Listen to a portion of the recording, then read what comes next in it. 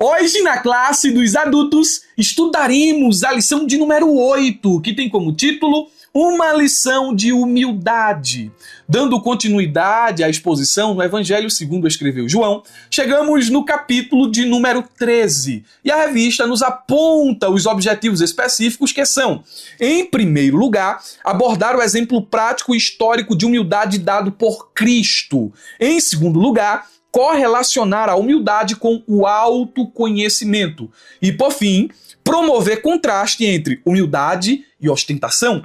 Cumpriremos estas finalidades mediante a explicação e aplicação dos pontos e subpontos que se acham na própria lição. Portanto, direto ao assunto e com muito conteúdo, o nosso texto áureo nos diz: porque eu vos dei o exemplo, para que, como eu vos fiz, façais vós também. Evangelho segundo João, capítulo 13, versículo de número 15. Comparando traduções, trago aqui a versão dinâmica NVI, que nos diz: eu lhes dei o exemplo. E conforme vocês podem acompanhar no subsídio, eu sublinhei a expressão exemplo, porque vamos focalizar nela.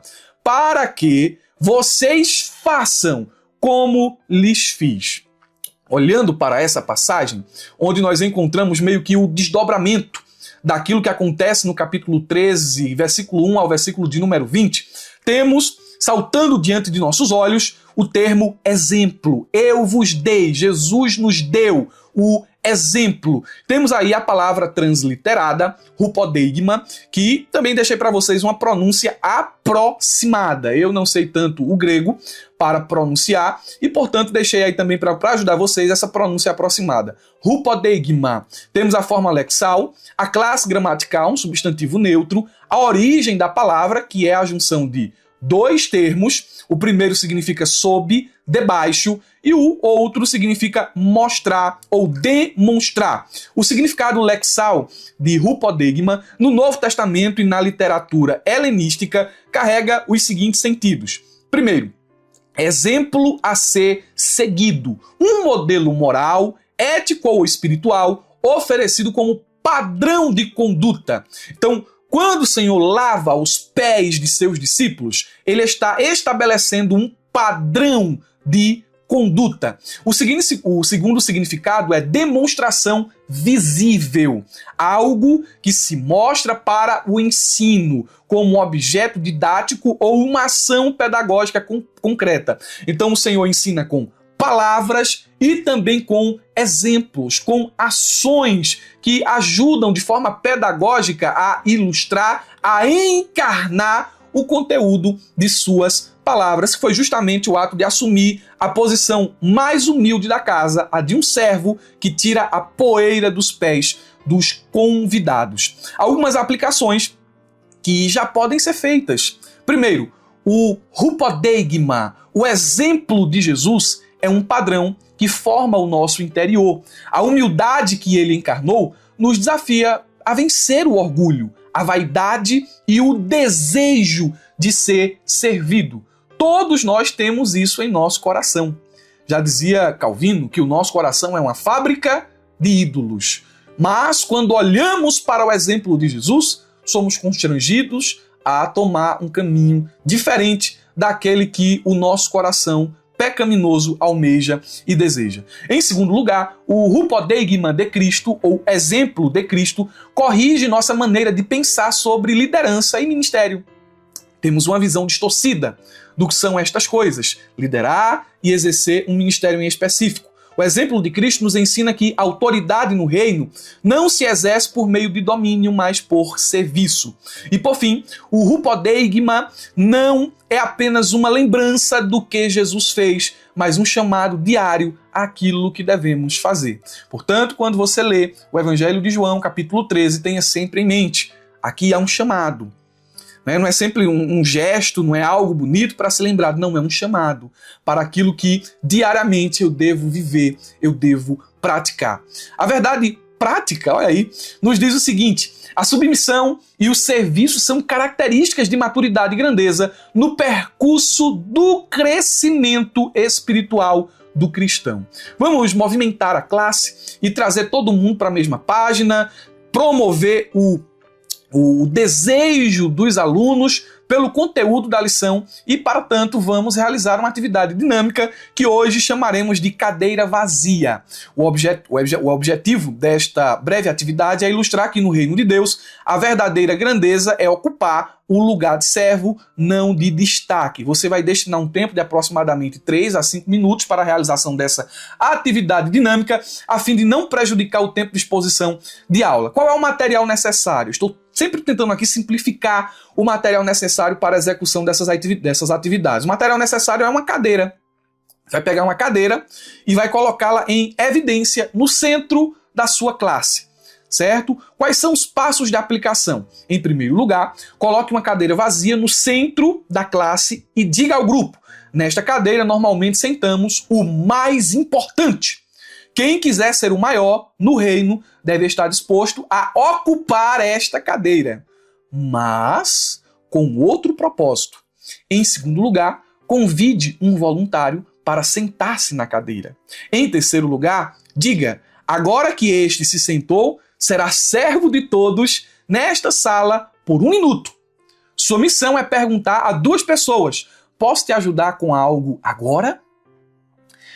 Depois, em quarto lugar, desta ação, explique: no mundo, sentar-se na cadeira central é sinal de status. No reino, é convite ao serviço. Submissão e serviço revelam quem está crescendo espiritualmente.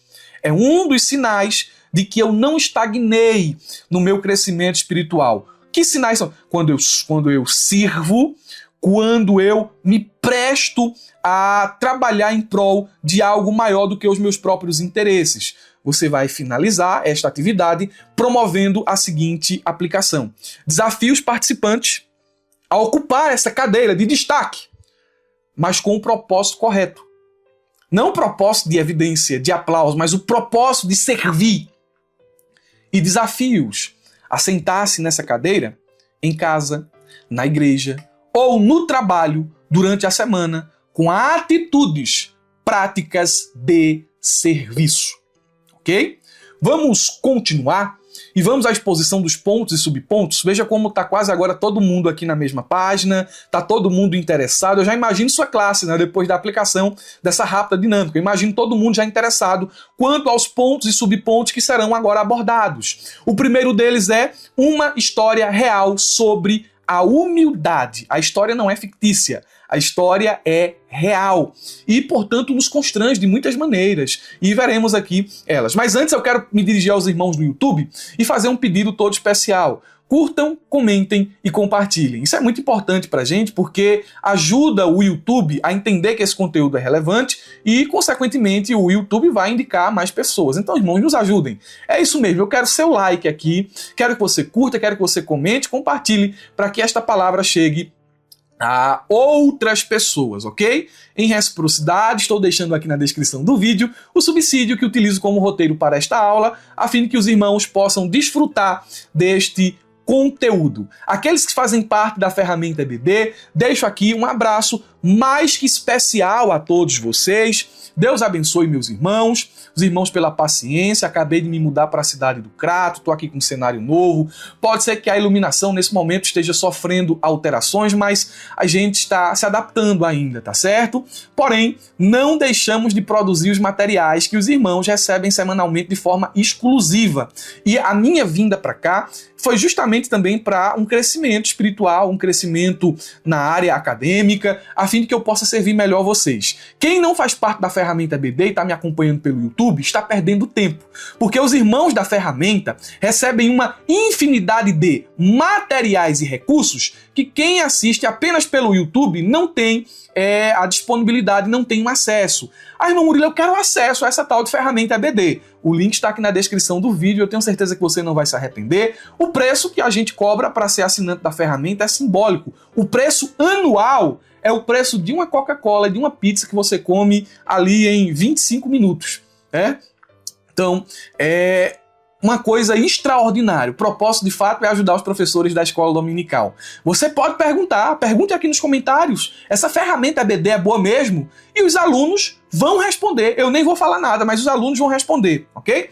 Vamos lá, ponto 1. Já citei uma história real sobre a humildade, apenas para relembrar. E o subponto 1 nos diz, o lava-pés. Vamos lá. Nesta lição, aqui a lição está nos falando, não é? Nesta passagem do Evangelho segundo João, quando Jesus lavou os pés, ele utilizou o exemplo de um servo da casa, onde se encontrava com os discípulos para transmitir uma lição sobre humildade dentro do reino de Deus. A gente chegou em um ponto do Evangelho de João que é um ponto de transição.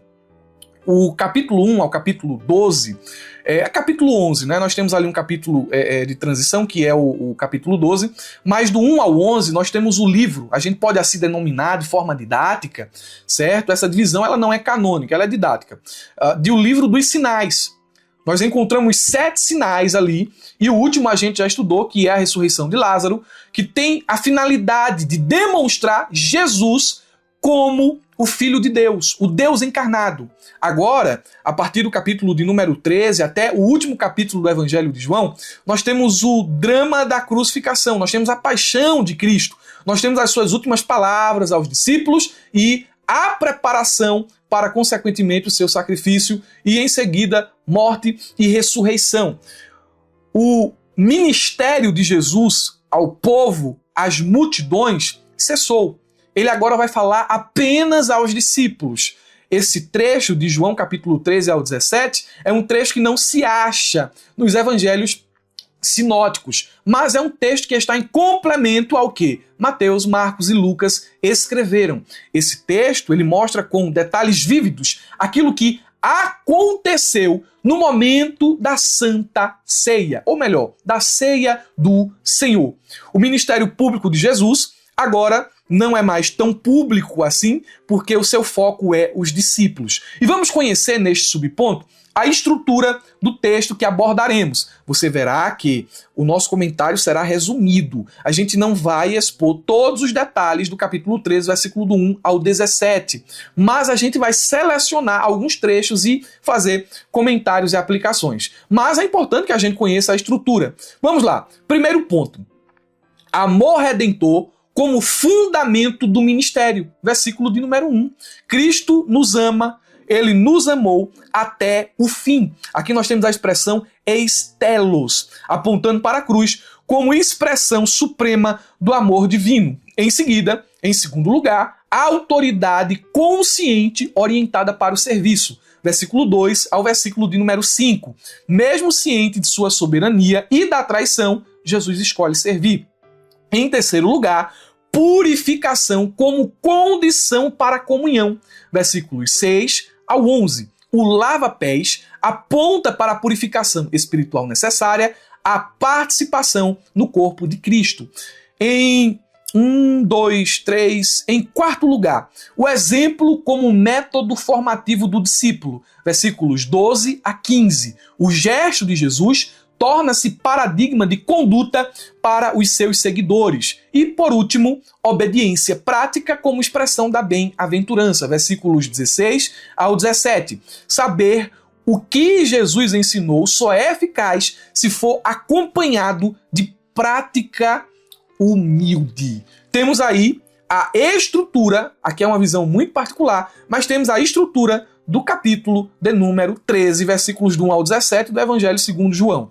Vamos a considerações mais específicas. Subponto 2, o desenvolvimento da história. A lição diz, no capítulo 13, o mestre tomou uma bacia com água e uma toalha, levantou as pontas de suas vestes e atou-as à cintura. Pegou as mangas longas e largas de suas roupas masculinas típicas da época e amarrou-as atrás do pescoço. Esse gesto era uma forma de cingir-se para realizar um trabalho, permitindo que tivesse as mãos e as pernas livres para realizar a tarefa do ato de lava-pés. É o que diz o pastor Elianai Cabral. Vamos ao texto bíblico, versículos 2 ao 5 do Evangelho segundo João, capítulo 13.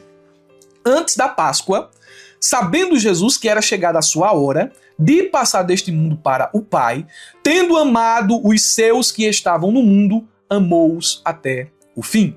Durante a ceia, tendo já o diabo posto no coração de Judas Iscariotes, filho de Simão, que traísse Jesus, sabendo que o Pai tinha confiado tudo às suas mãos e que ele tinha vindo de Deus e voltava para Deus, levantou-se da ceia, tirou a vestimenta de cima e, pegando uma toalha, cingiu-se com ela. Em seguida, Jesus pôs água numa bacia e começou a lavar os pés dos discípulos e a enxugá-los com a toalha, com a toalha com que estava cingido. Quando nós olhamos para essa cena aqui, nós percebemos algo que é muito típico da época. Esse costume onde o anfitrião da casa, que recebia os convidados, orientava o escravo mais humilde que estava sob sua autoridade a lavar os pés dos convidados. Antes de comerem, os convidados vinham de longa viagem, ou vinham talvez de perto, né? Mas uma coisa era certa, seus pés estavam empoeirados. E o que é que o escravo fazia? Ele tirava a poeira dos pés dos convidados. É isso que Jesus está fazendo aqui. Está tomando o lugar do escravo mais humilde de uma casa. O Hernandes Dias Lopes, comentando essa passagem, é bem assertivo. Ele nos diz o seguinte, abre aspas, era costume que, antes de se assentarem à mesa, as pessoas lavassem os pés. Os discípulos tinham vindo de Betânia. Seus pés estavam cobertos de poeira. Eles não podiam assentar-se à mesa antes de lavar os pés. Esse era o serviço dos escravos, principalmente do escravo mais humilde de uma casa. Jesus estava no cenáculo com eles. Ali não havia servos. Jesus esperou que eles tomassem a iniciativa de lavar os pés uns dos outros. Mas eles eram orgulhosos demais para fazer um serviço de escravo. Às vezes a gente aponta os discípulos que tanta falta de humildade, que homens orgulhosos, mas somos do mesmo jeito. Somos do mesmo jeito. Eles eram orgulhosos demais para fazer um serviço de escravo. Ninguém tomou a iniciativa. Ninguém!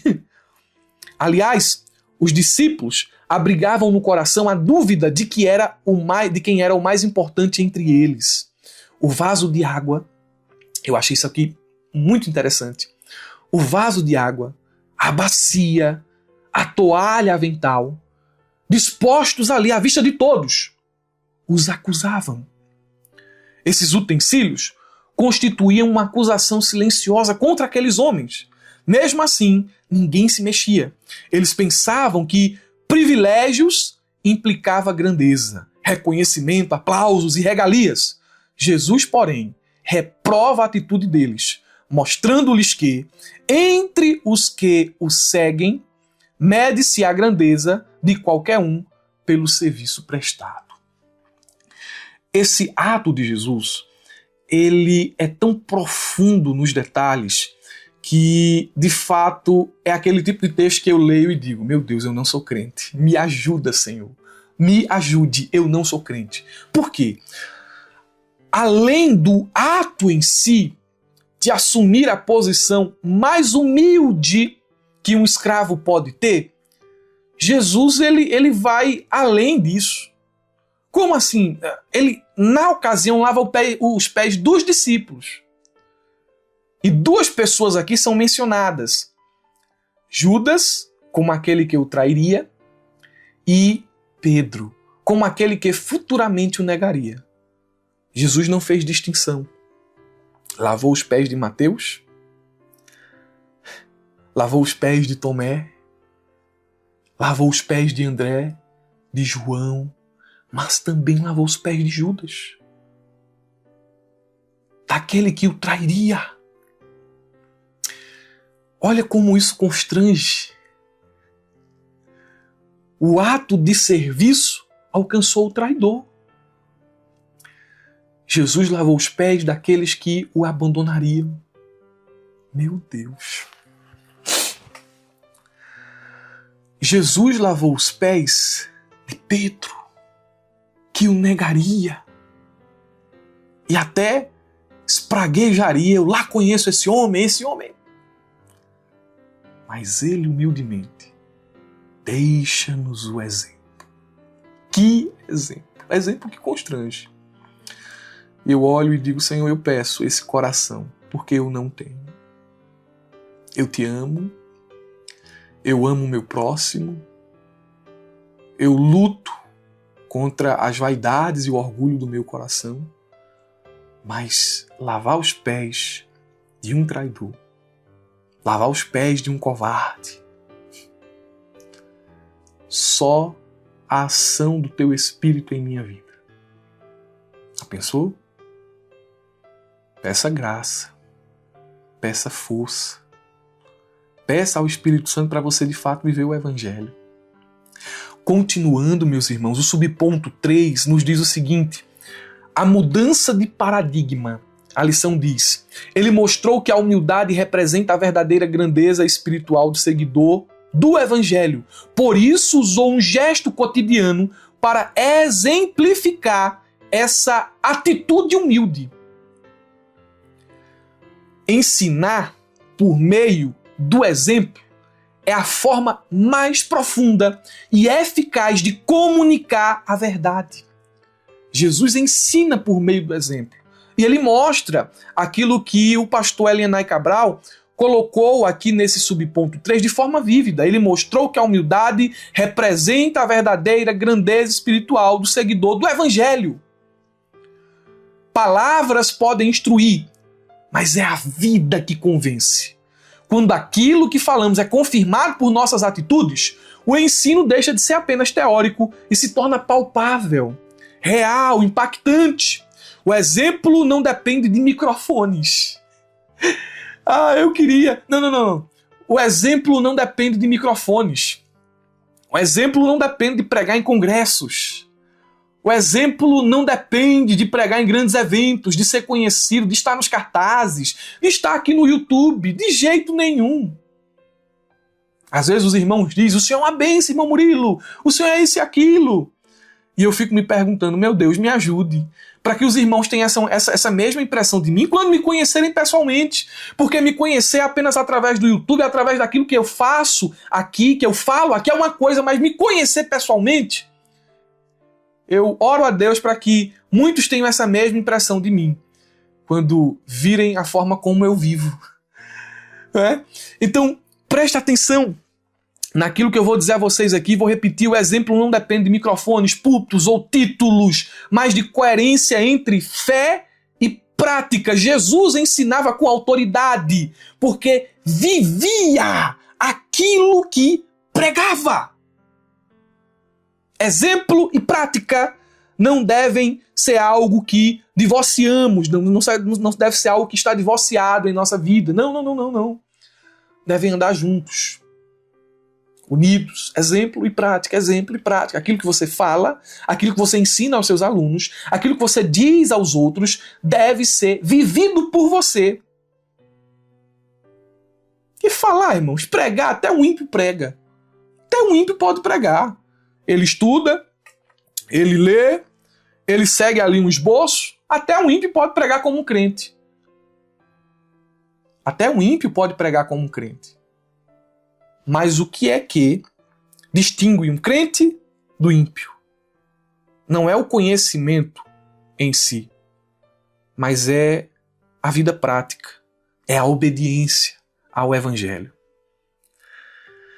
Recebeu? Vamos lá. Ponto 2. Humildade implica autoconhecimento. Subponto 1. Conhecendo a própria natureza. Irmãos, e aqui é assim, ó. Pá! Aí você tem que fazer assim. Pá! É só bofetada. Preste atenção. A lição diz: Jesus tinha plena consciência de quem era, entendia o seu papel e a sua relevância como Senhor e Mestre. Aí abre aspas para o texto bíblico. Jesus, sabendo que o Pai tinha colocado nas suas mãos todas as coisas e que havia saído de Deus e que ia para Deus. Preste atenção no que o comentarista diz. Nesse contexto, ele deliberadamente trocou o seu papel de Senhor pelo de um simples servo para ensinar aos seus discípulos a importância da humildade. Dessa forma, é essencial que conheçamos a nossa natureza. Devido ao pecado, temos dificuldade de nos submeter aos outros e em nos humilhar. Frequentemente preferimos olhar de cima para baixo, raramente de baixo para cima. João 13 não tem como propósito apenas informar o leitor sobre a consciência de identidade de Cristo, mas aqui nós temos uma preparação para o impacto que vem a seguir. Aquele que detém toda a autoridade, olha só, ele tem toda a autoridade, ele procede de Deus e está prestes a voltar para Deus, é o mesmo que se inclina diante de homens falhos, inclusive Judas e Pedro, para realizar o serviço mais desprezível da casa, lavar pés sujos. Esse gesto contrasta profundamente com a nossa realidade espiritual.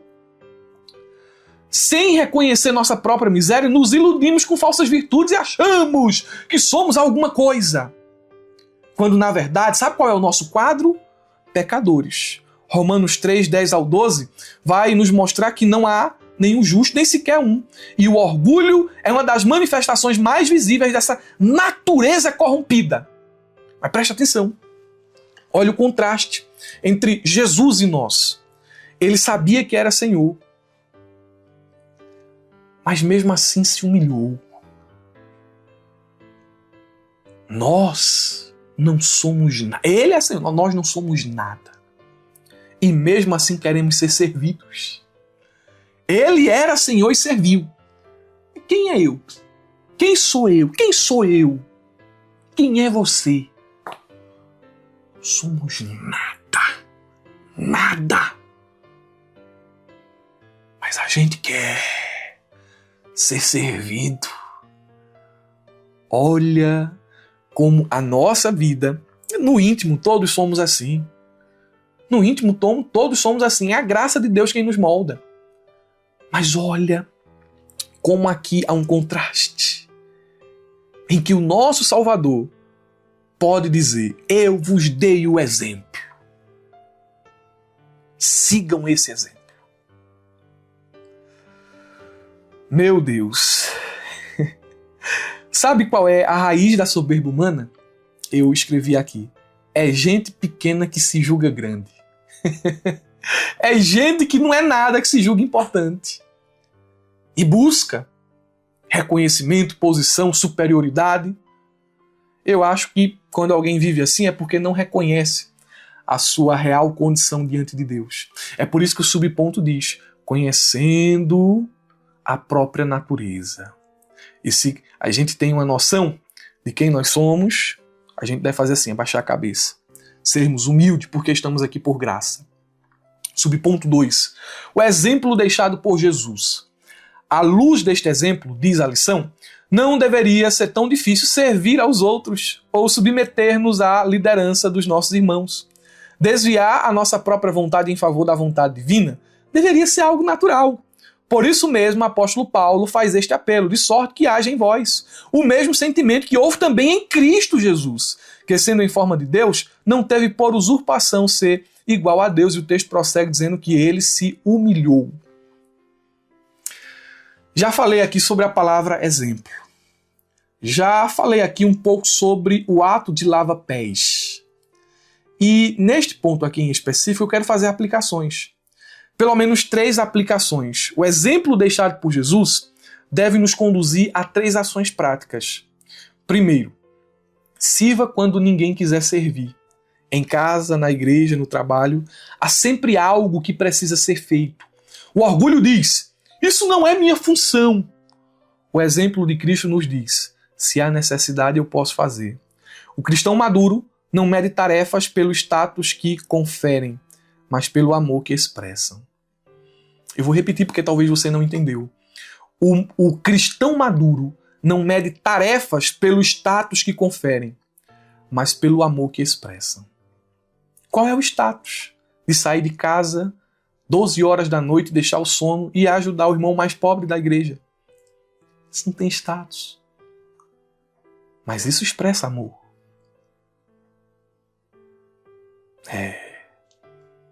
Qual é o status de ajudar a lavar o chão da igreja, o banheiro da igreja?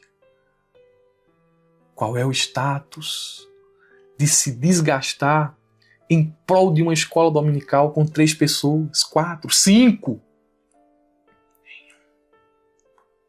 Mas isso é uma expressão de amor sem tamanho. Meu Deus, sirva quando ninguém quiser servir. Porque a gente não vê briga para essas coisas, a gente vê briga para o púlpito, para pregar no domingo à noite, para ser presbítero, evangelista, ter o título de pastor. A gente vê briga para isso. Mas para serviço não. Então sirva quando ninguém quiser servir. Em segundo lugar, enxergue a grandeza na entrega e não no controle. Muitos confundem autoridade com domínio. No reino de Deus, liderar é carregar a toalha. Quanto mais crescemos em Cristo, menos precisamos ser notados. O coração mais parecido com o de Jesus é aquele que não teme descer para levantar os outros. Se queremos ser parecidos com ele, precisamos parar de buscar o primeiro lugar e começar a buscar o lugar de servo. Em terceiro lugar, combata o orgulho com ações concretas de serviço. O orgulho é vencido na prática. Preste atenção, irmãos. Combata o orgulho com ações concretas de serviço. O orgulho, ele só é vencido na prática. Você pode pregar contra ele, orar contra ele, mas só será esmagado. O orgulho só será esmagado quando você escolher fazer aquilo que sua carne resiste.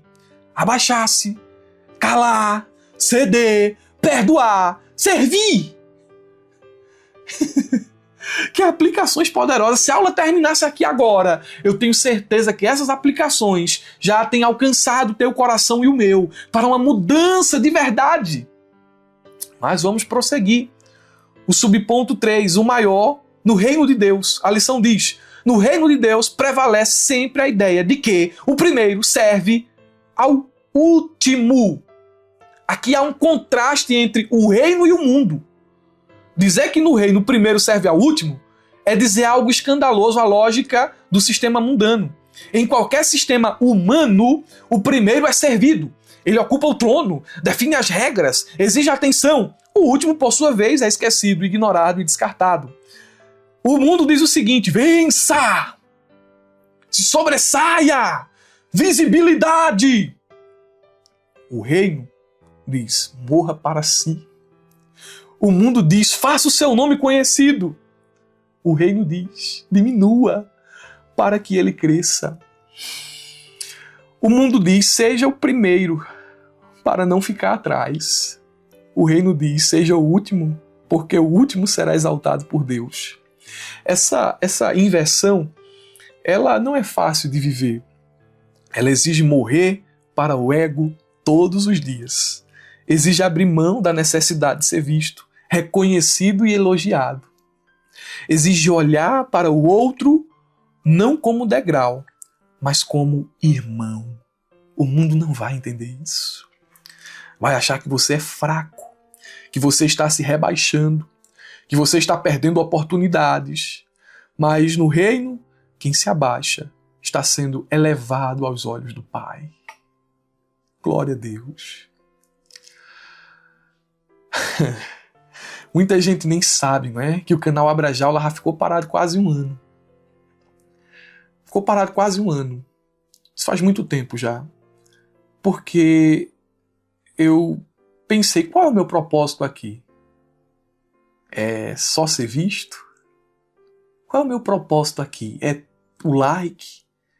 É a visibilidade? Se meu propósito for esse, eu estou no lugar errado. E até que eu ajustasse o meu coração em relação a essas coisas, ficou parado aqui quase um ano sem postar vídeo, sem nada. Ainda não trabalhava, eu acho que ainda não sei se o presbítero Herbert lembra, mas eu acho que ainda não trabalhávamos com escola dominical, mas ficou um ano aí sem postar nada, sem um vídeo, sem uma reflexão, sem nada. Meu Deus, nosso coração precisa estar ajustado, alinhado, não com os sentimentos pecaminosos, mas com o desejo de servir, de ver o reino avançar, de ver os outros serem edificados. Seu coração precisa estar assim. Precisa estar assim. Ponto 3. Humildade versus ostentação. Subponto 1. Uma competição silenciosa. Aqui nós temos um quadro de vergonha. A lição diz o seguinte: Jesus estava ciente de que, entre os seus discípulos, existia uma competição discreta em busca de proeminência e liderança, como é retratado nos evangelhos de Lucas 9,48 e Marcos 9,34. Havia preocupação entre eles sobre quem ocuparia o lugar mais destacado em um eventual reino de Jesus. O que Jesus demonstra é que tal espírito não deve prevalecer entre os seus seguidores. Então, por que eu digo que aqui é um retrato de vergonha? Porque pouco antes de Jesus tomar a toalha e lavar os pés dos discípulos, Lucas diz o seguinte: levantou-se também entre eles uma discussão sobre qual deles seria ou parecia ser o maior. Lucas 22 e 24. Enquanto Jesus se aproximava da cruz, seus discípulos discutiam quem era o mais importante. Cristo se preparava para o sacrifício e eles disputavam posição, que é o retrato da vergonha. O escândalo disso tudo aqui é que a presença de Jesus não impediu que eles desejassem serem maiores que os outros. Olha, irmãos, tem gente no nosso meio, na nossa igreja, na minha igreja, na sua igreja, que prega muito bem, que serve a Jesus. Serve a Jesus. Eu não vou dizer que não serve, mas serve a Jesus. Só que isso não impede que elas queiram, o lugar de maior destaque. Você é crente, mas isso não impede que você deseje, tenha a mesma atitude dos discípulos aqui. Eu não estou dizendo que é certo. E também não estou dizendo que é inevitável. Eu estou mostrando aqui com estas palavras o quão terrível é o nosso coração pecaminoso. Mesmo Jesus diante deles ali, marchando para a cruz, eles queriam louros, honras, cadeiras, posições, coroas. E às vezes a gente está nessa mesma pegada, nessa mesma perspectiva. O nosso mestre desceu, o nosso mestre se humilhou, o nosso mestre se sacrificou e a gente quer sentar em tronos. A gente não quer se rebaixar, a gente não quer se humilhar. Aí a gente precisa parar e pensar: quem é o meu mestre? O que foi que ele fez? Qual foi o exemplo que ele deixou? Então a gente ora muitas vezes pedindo grandeza, quando o nosso maior exemplo serviu em humildade. O nosso ministério, o nosso coração precisa se alinhar com as verdades de João capítulo 13. Prosseguindo, subponto 2, o caminho de humildade de Jesus. Através do episódio do lava-pés, nosso Senhor revelou que o caminho dos seus discípulos não se alicerça no sucesso material, na notoriedade ou na ambição, mas sim na capacidade de servir ao próximo de maneira humilde. A fim de não cansar os alunos e nem de ser repetitivo, você vai movimentar mais uma vez sua classe aqui. Eu não sei se você vai ter condições de fazer isso, mas você vai movimentar mais uma vez sua classe para que depois desse rápido movimento aqui, você faça as aplicações finais no subponto de número 3. Qual é o movimento aqui? Você vai dividir a turma em duplas, você vai entregar um pequeno cartão a cada dupla com uma tarefa simples. Organize cadeiras, recolha materiais, ofereça um copo de água, varrer um espaço. Ok, você vai escolher as tarefas mais humildes ali da igreja. Aí você vai dizer que uma dupla, aliás, um grupo, vai só mandar. Eles são os senhores. E a outra dupla vai só servir. Depois de 2 minutos ali, talvez de uma rápida mobilização, você vai pedir para inverterem os papéis. Um grupo vai só liderar e o outro grupo vai só servir. Mesmo depois da exposição daquilo que já falamos até aqui, observe as ações dos alunos. Observem quando houver a troca, não é? De uns servirem, de servo para líder. Preste atenção. Depois, você vai fazer as seguintes perguntas. Como se sentiu ao servir? Como você se sentiu quando estava fazendo a prática do serviço? Como você se sentiu ao ser servido, ao só liderar? Faça isso, faça aquilo. Não, ajuda aqui, não, isso não é para mim não. Como você se sentiu? E, por fim, faça a pergunta que todo mundo talvez não responda sinceramente falando, mas vai pensar com sinceridade no coração. O que isso revela sobre o nosso coração?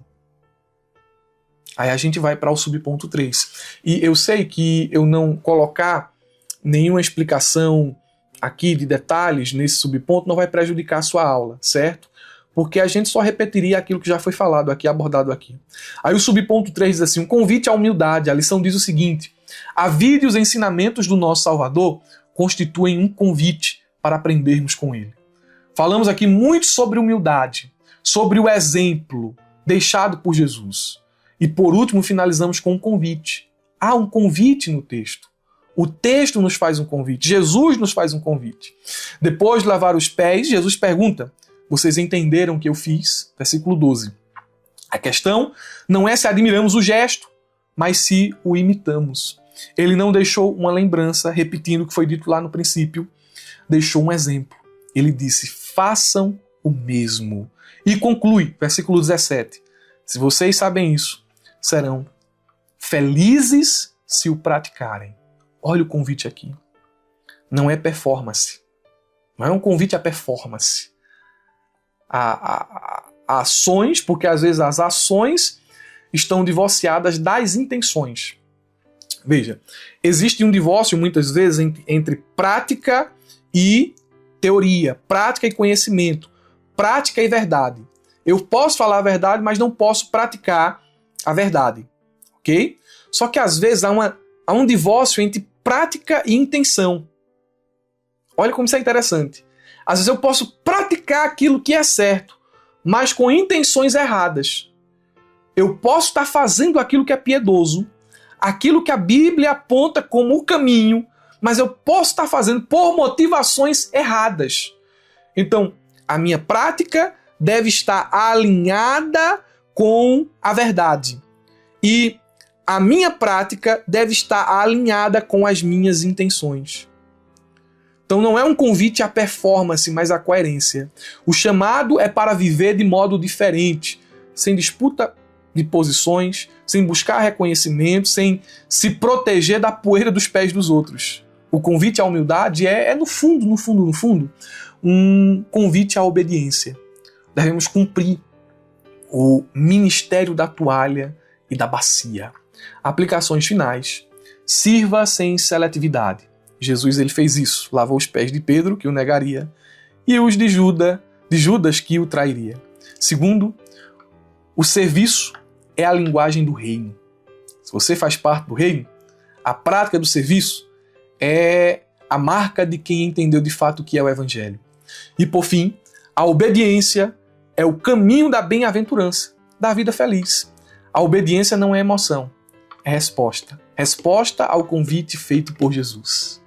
Queridos irmãos, eu encerro aqui mais uma aula da Escola Bíblica Dominical. Mas eu quero encerrar hoje com uma oração. Vamos encerrar com uma oração? Você chegou até aqui, não saia antes de terminar a oração, amém? Fique até o final. Curve a sua cabeça, se é que você pode fazer isso aí diante de um vídeo gravado, mas curve a sua cabeça e ore comigo. Pai, no nome de Jesus, teu Filho, nós estamos aqui diante de Ti, com o coração constrangido pelas verdades que acabamos de ouvir. Nós somos Pedro. Nós somos João. Nós somos André. Nosso mestre marcha para a crucificação. E a gente fica pensando em honra, em cadeira, em posição. Eu te peço, Senhor, nos ajude. Nos ajude a ter uma perspectiva correta do reino, uma perspectiva correta da vida cristã. Que o teu evangelho esteja na nossa boca, no nosso coração e na nossa vida diária. Que a gente entenda que o serviço é aquilo que dignifica o homem de Deus e que a humildade deve ser o nosso adorno mais precioso. Eu te peço, Senhor, graça para viver a verdade. Te peço humildade, porque o meu coração é pecaminoso. Eu te peço a tua graça. Te peço, Pai, no nome de Jesus, estas coisas. Amém. Deus abençoe, meus irmãos. Uma ótima aula de escola bíblica dominical a todos. E olha para mim aqui. Meu Deus do céu, essa lição eu sabia que eu não ia expor naquela, né? Olha para mim aqui, não se esqueça. Abra a jaula.